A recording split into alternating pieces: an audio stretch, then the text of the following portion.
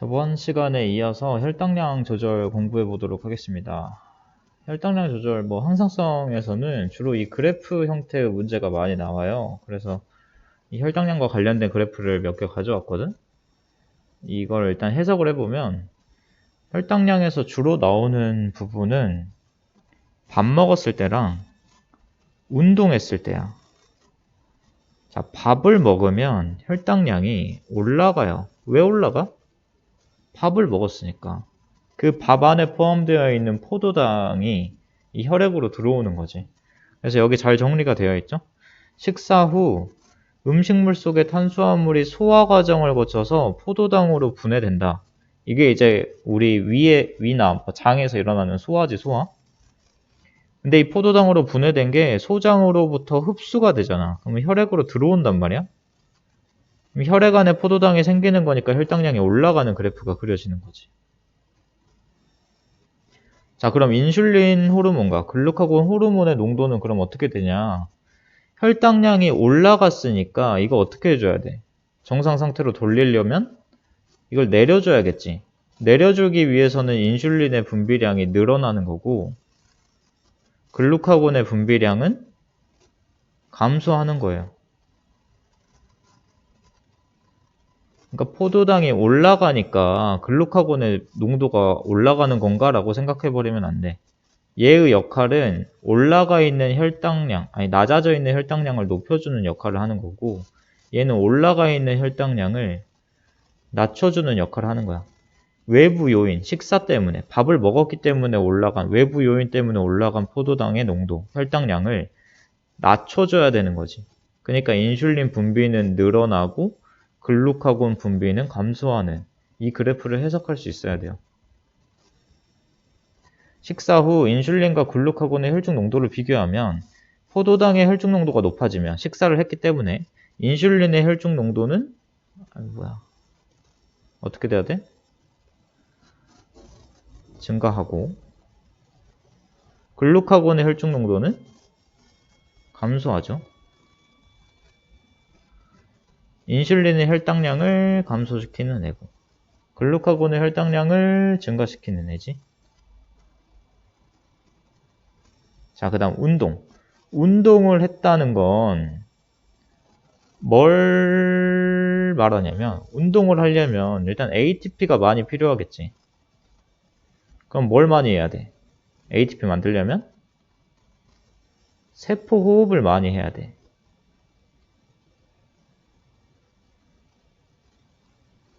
그 물질 대사가 많이 일어나야 된다는 거지. 세포 호흡이 많이 일어났다는 건 포도당을 어떻게 했다는 거야? 포도당 소비가 많다는 거지. 이렇게 해석할 수 있어요. 운동을 하려면 ATP 에너지가 많이 필요하니까 그만큼 세포 호흡 많이 해야 되는 거고 세포 호흡에서 사용하는 재료인 포도당의 소비는 많아지는 거야. 그럼 운동을 하면 혈당량 어떻게 될까? 낮아지겠지. 그래서 운동을 시작하면 혈당량이 낮아지기 시작하니까 이 낮아진 혈당량을 다시 어떻게 해줘야 돼? 올려줘야 돼. 항상성이니까. 그러니까 혈당량을 올려주는 글루카곤의 호르몬 분비량이 늘어나는 거지. 무슨 의미인지 알겠어? 그래서 여기도 정리가 잘 되어 있죠? 포도당이 에너지원으로 사용돼요. 포도당이 에너지원으로 사용돼요. 포도당의 혈중 농도가 어떻게 돼? 감소한다. 감소하고 포도당의 혈중 농도를 정상 수준으로 높이기 위해 글루카곤의 분비는 촉진돼야 된다. 결론. 혈당량이 증가하면 인슐린의 분비가 증가하면서 혈당량을 낮춰주려고 할 거고 글루카곤의 분비는 감소하면서 혈당량을 더 이상 높아지지 않게끔 해주는 거지. 그래서 혈당량을 적정 수준으로 감소시키는 거고 혈당량이 떨어지면 인슐린의 분비는 감소하면서 혈당량이 더 떨어지는 것을 막아주는 거고 글루카곤의 분비는 증가하면서 혈당량을 어떻게 해주는 거야? 올려주는 거야. 그래서 혈당량이 적정 수준으로 증가하는 거죠.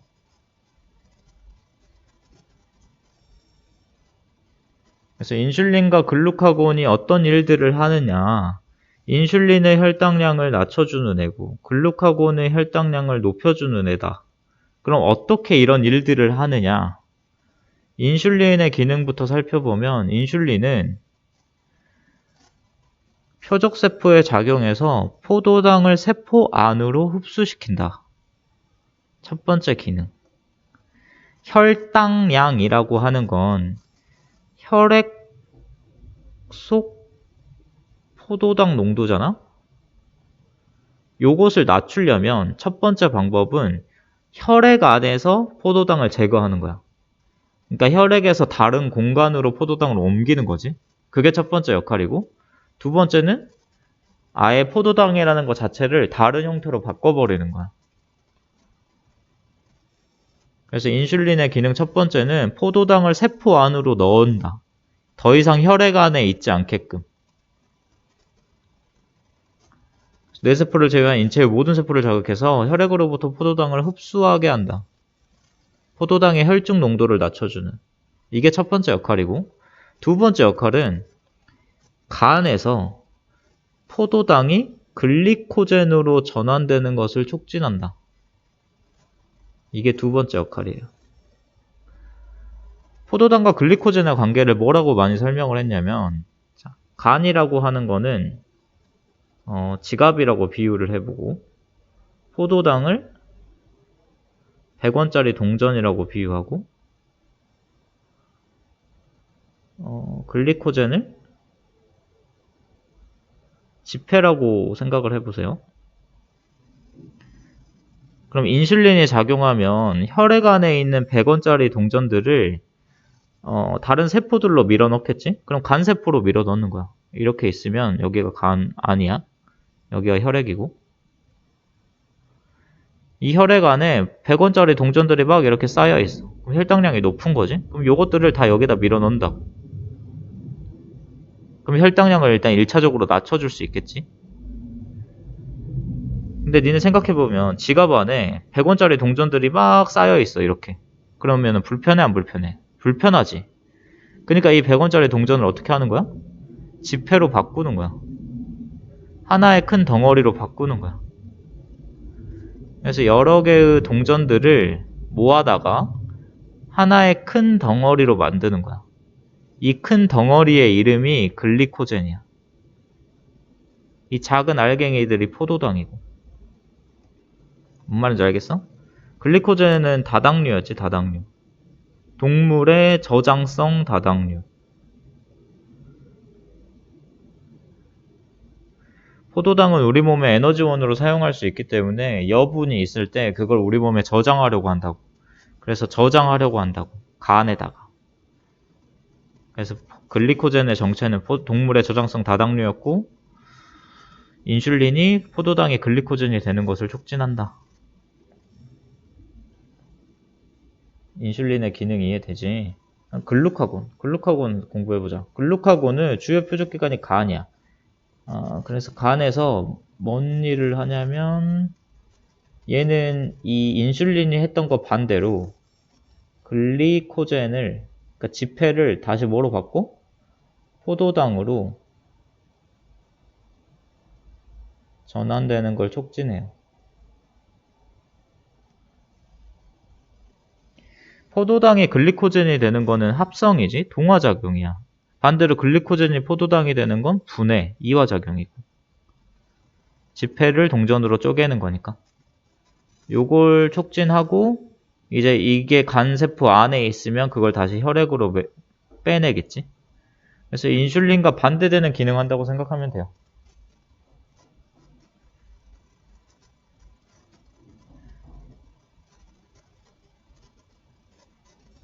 인슐린과 글루카곤의 기능은 계속해서 공부했던 거니까 뭐 그대로 이해하면 될 것 같고요.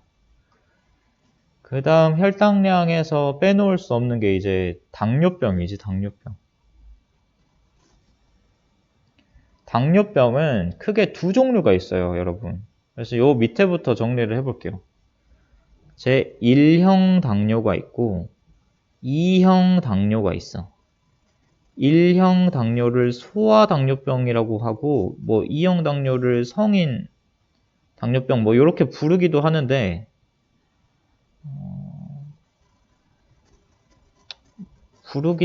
뭐 딱히 뭐 엄청나게 뭐 맞는 말은 아니에요. 그래서 1형 당뇨는 뭐냐면 우리 인슐린을 이자의 베타세포에서 분비를 했잖아. 근데 이 베타세포가 파괴돼 버리는 거야. 그러니까 인슐린을 만들 수 있는 공장이 무너지는 거지. 그러니까 인슐린을 분비할 수 있어 없어? 없는 거야. 이자의 베타세포가 망가지면서 더 이상 인슐린을 분비할 수 없는 상황이 와요. 그러니까 이 사람은 인슐린을 계속해서 분비해낼 수 없는 사람이지. 그때는 이제 인슐린을 어떻게 해주면 돼? 그래서 주기적으로 주사해주면 돼. 그래서 니네 드라마 같은 데 보면은 사람들 주사 가지고 다니면서 한 번씩 당뇨병 있는 사람들 주사 놓잖아. 그런 거 생각하면 돼요. 근데 2형 당뇨는 베타세포는 정상이어서 인슐린을 정상적으로 분비하기는 해. 분비량은 정상이야. 근데 인슐린이 기능을 하지 못해.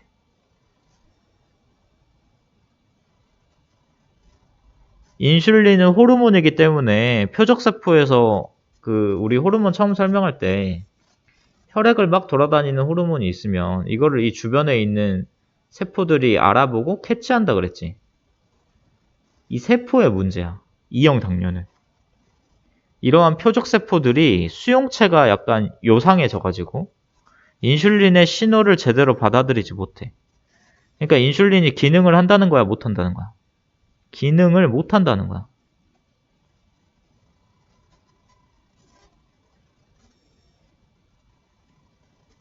이걸 정리를 해볼게요. 1형 당뇨와 2형 당뇨를. 당뇨병 제1형 당뇨가 있고요. 제2형 당뇨가 있어요. 자, 1형 당뇨와 2형 당뇨를 쉽게 정리하면 1형 당뇨는 인슐린의 분비는 어때? 안 돼. 하지만 인슐린이 기능은 할 수 있어 없어? 이거 내가 올려서 써버렸네. 기능은 할 수 있어. 근데 반대로 2형 당뇨는 인슐린 분비는 어때? 가능한데 인슐린이 기능은 해 못해? 기능을 못해. 이 원인들을 생각해보면 인슐린이 분비되지 않는 이유는 이자의 베타세포가 파괴됐기 때문이야. 인슐린이 기능을 하지 못하는 이유는 표적세포에서 인슐린 수용체가 이상해졌기 때문이야.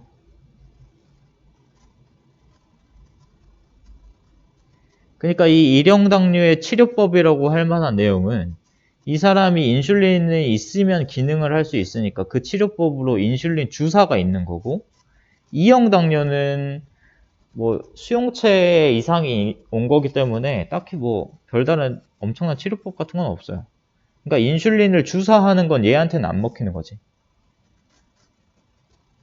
인슐린 주사가 1형 당뇨의 치료법이 될 수는 있지만 이 2형 당뇨는 인슐린 주사가 먹히지 않는다고. 무슨 말인지 알겠어? 어차피 이 사람은 인슐린이 있어요. 그러니까 인슐린을 굳이 주사해줘도 기능을 할 수가 없어. 이 인슐린 수용체가 이상한 거니까. 근데 인슐린 직접 써보니까 왜 이렇게 어색하지? 인슐린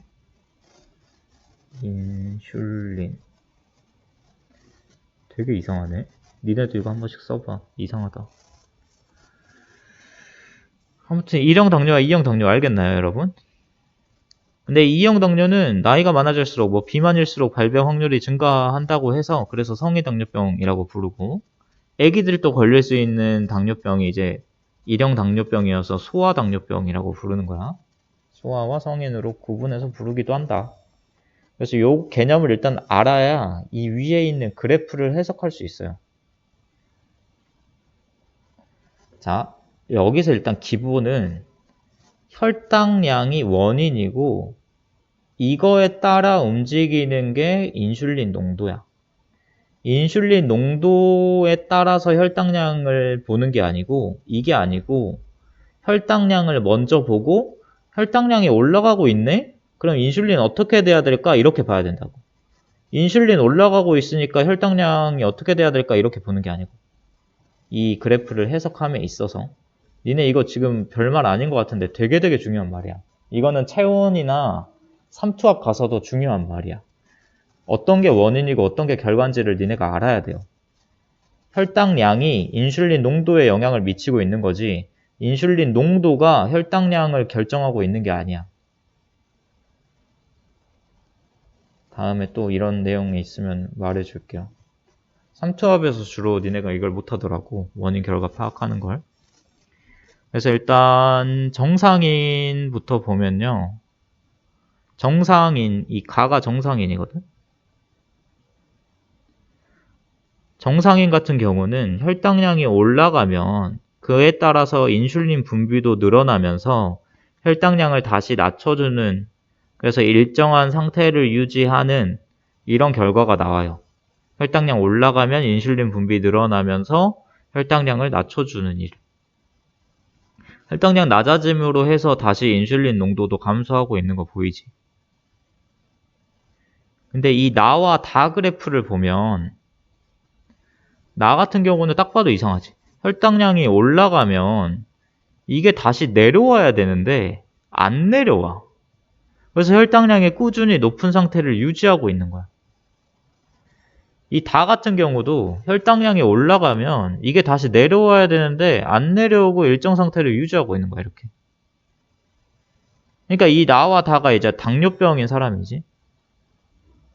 혈당량이 꾸준히 높게 유지되는.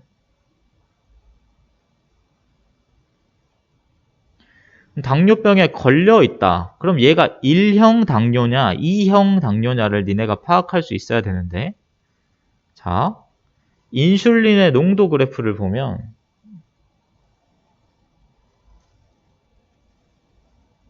인슐린 농도 그래프를 보면 원래 정상인 같은 경우는 혈당량이 늘어나면 그에 따라서 인슐린 분비가 늘어나야 돼. 이 혈당량 늘어나고 있는데 인슐린 분비 늘어나 안 늘어나? 안 늘어나. 인슐린의 분비가 거의 있어 없어? 없지. 플랫하잖아 여기가. 인슐린이 제대로 분비되지 않고 있어요. 그렇지? 인슐린이 분비되지 않는 당뇨는 뭐야? 제 1형 당뇨죠. 인슐린 분비부터 안 되니까 혈당량을 낮출 수 없는, 그래서 이 1형 당뇨의 치료법은 인슐린만 주사해주면 되는 그 소아당뇨병이라고도 불렀었고, 근데 이 다 같은 경우는 혈당량이 올라감에 따라서 인슐린의 분비도 늘어나요. 인슐린 분비가 늘어나. 그 말은 인슐린이 분비되고 있다는 거야, 안 되고 있다는 거야? 분비가 되고 있다는 소리야. 근데 인슐린이 분비는 되고 있는데 이 정상인처럼 이 가그래프랑 비교했을 때 인슐린이 늘어난 만큼 혈당량이 떨어지고 있냐를 보는 거지. 정상인에서는 혈당량이 올라가면 인슐린 분비 따라 올라가면서 혈당량을 낮춰주는 그래프인데, 여기는 혈당량 올라갈 때 인슐린이 분비되긴 하지만 혈당량이 낮아지고 있어, 안 낮아지고 있어? 안 낮아지고 있지. 정상인 만큼 이렇게 안 떨어지잖아. 이렇게. 조금 떨어지긴 하죠. 그거는 이제 인슐린이 작용하는 표적세포가 엄청나게 많이 있는데 한 100개가 있다고 하면 10개는 정상이고 한 90개는 망가져 있는, 90개는 인슐린이 반응하지 못하고 10개만 반응하는, 그래서 여기 조금만 떨어지는 거야 이렇게. 그러니까 인슐린은 분비가 되는데 인슐린이 제대로 기능하고 있어, 못하고 있어? 기능을 제대로 못하고 있는 거야. 제대로 기능했다고 하면 혈당량이 이렇게 처음 시작점까지는 그래도 적어도 떨어졌겠지. 그러니까 이건 무슨 당뇨야? 이제 제2형 당뇨죠. 이 그래프 해석이 되나요? 자, 그럼 위의 그림에서 당뇨병 환자의 그래프는 가부터 다 중 어떤 것인가? 나랑 다다. 나는 1형 당뇨고 다는 2형 당뇨다. 주스를 마신 후 90분이 지났을 때 정상인과 당뇨병 환자의 혈당량은 어떤 차이가 있는가? 90분이 지났을 때 혈당량 그래프에서 그냥 그대로 보면 되겠죠? 90분일 때 혈당량 체크를 해보면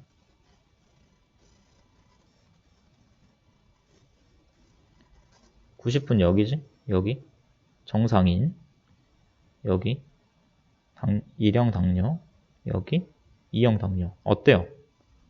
정상인 같은 경우는 거의 시작점까지 떨어진 거야. 근데 당뇨병인 사람은 혈당량이 높죠. 얘는 정상 상태로 다시 돌아옴. 근데 당뇨병 환자는 혈당량이 여전히 높은 수준을 유지하고 있지. 뭐 이런 식으로 그냥 니네 눈에 보이는 대로 그냥 적어주면 될 것 같아요. 3번 제1형 당뇨병 환자와 제2형 당뇨병 환자 중 인슐린 분비세포의 이상이 있는 분비세포는 뭐였어요? 이자의 베타세포였지. 여기에 이상이 있는 환자는 누군가요? 제 1형 당뇨병 환자였죠. 저 그래프상에서 표현하면 나 사람이지.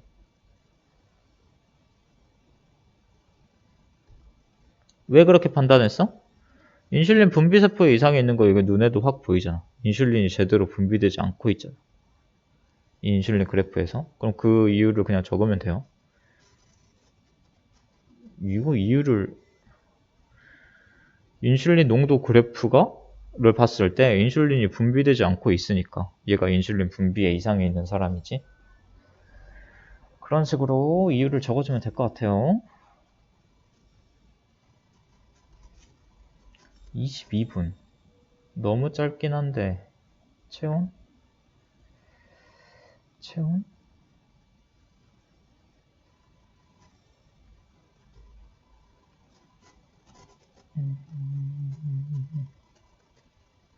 체온 조금만 해볼까요? 체온? 22분이면 너무 짧은 것 같아가지고 체온을 살짝만 해보도록 하겠습니다, 여러분. 체온도 그렇게 어렵지 않아요. 여러분들 이제까지 뭐 살면서 누구나 다 체온 조절 해봤잖아. 추우면 우리 몸이 어떻게 반응하고 더우면 어떻게 반응하는지 니네가 직접 느꼈잖아. 혈당량이나 삼투압은 사실 자기가 직접 느끼기는 쉽지 않지. 근데 체온은 니네가 느낄 수 있잖아. 그래서 그렇게 막 어렵진 않아요. 체온 조절을 보면 체온은 우리 신체 내부의 온도를 말하는 거고 외부 온도와 관계없이 체온을 36.5도 내외로 일정하게 유지한다. 일정하게 유지한다고 해서 꼭 36.5도는 아니지. 이렇게 플러스 마이너스 한 1도? 이 정도로는 왔다 갔다 할 수 있겠죠. 체온 조절의 중추는 체온 변화를 감지하고 조절하는 중추는 어디예요? 간내의 시상 하부예요. 시상 하부. 시상 하부의 체온 조절 방식 이거를 잘 이해해야 되는데 체온을 조절하는 방식은 크게 두 가지가 있어. 어떤 거냐면 열 발생량과 열 발생량은 열 생성량을 말하는 거지.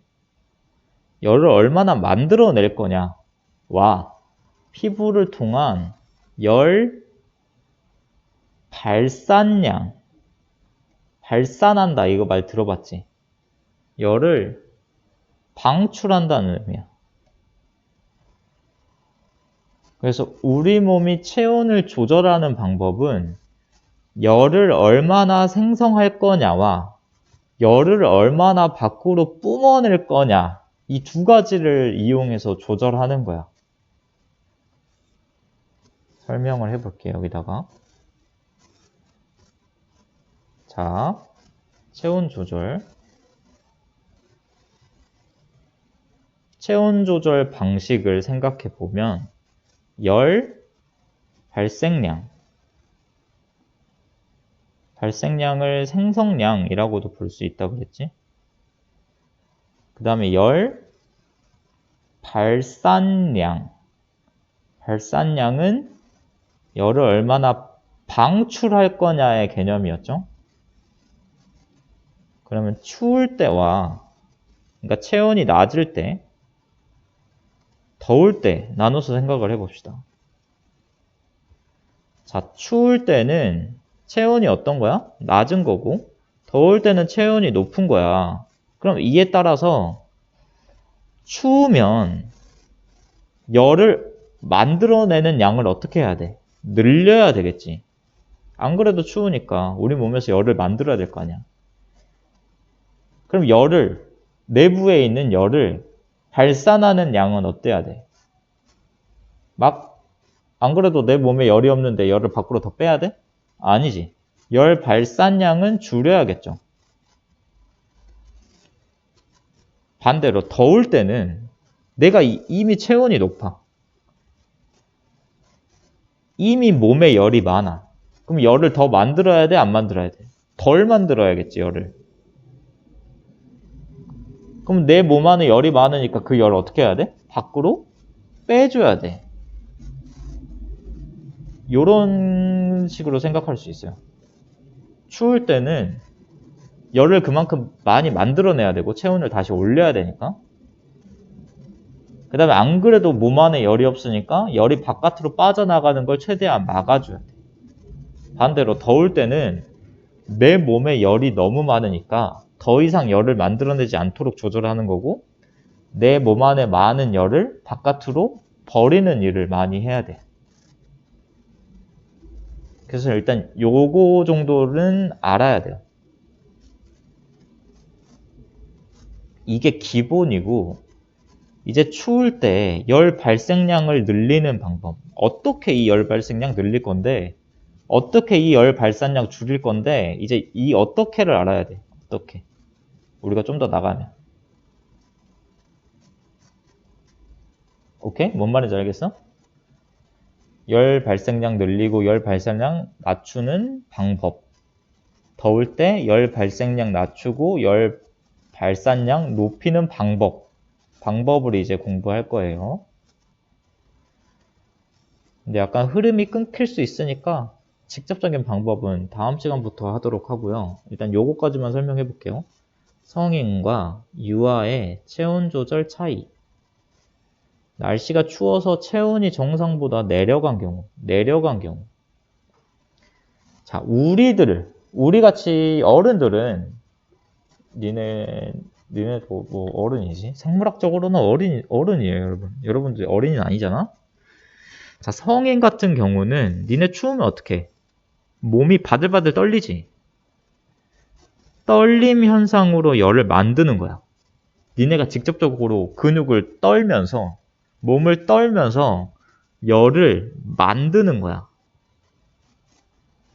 그래서 이런 방식을 떨림, 열 생산이라고 부르거든. 성인 같은 경우는 근육들이 몸에 있기 때문에 떨림으로 열을 만들어낼 수 있어. 근데 유아 같은 경우는 근육이 있어 없어? 없잖아, 거의. 그러니까 근육 활동이 거의 일어나지 않아. 얘들은 떨고 싶어도 떨만한 근육이 없는 거야. 그러니까 얘는 어떻게 하냐면 물질 대사를 늘려요. 물질 대사라고 하면 대부분 세포호흡 생각하면 되죠. 세포호흡 중에 에너지가 나오지. 이 에너지에 뭐가 있어? ATP와 열이라는 형태로 나오잖아. 이 열. 여기서 나오는 이 열. 이 열을 이용해서 열 발생량을 높이는 거야. 성인은 직접적으로 근육을 떨어서 떨림 열을 만드는 거고, 유아 같은 경우는 떨만한 근육이 많이 없기 때문에 물질 대사를 촉진하면서 비떨림 열 생산을 하는 거지. 그래서 성인과 유아는 이런 차이가 있다. 이 정도를 이해하면 될 것 같습니다. 그래서 다음 시간부터 요 밑에 추울 때와 더울 때 나눠서 각각 어떤 일들이 일어나는지 공부해 보도록 할게요. 이상!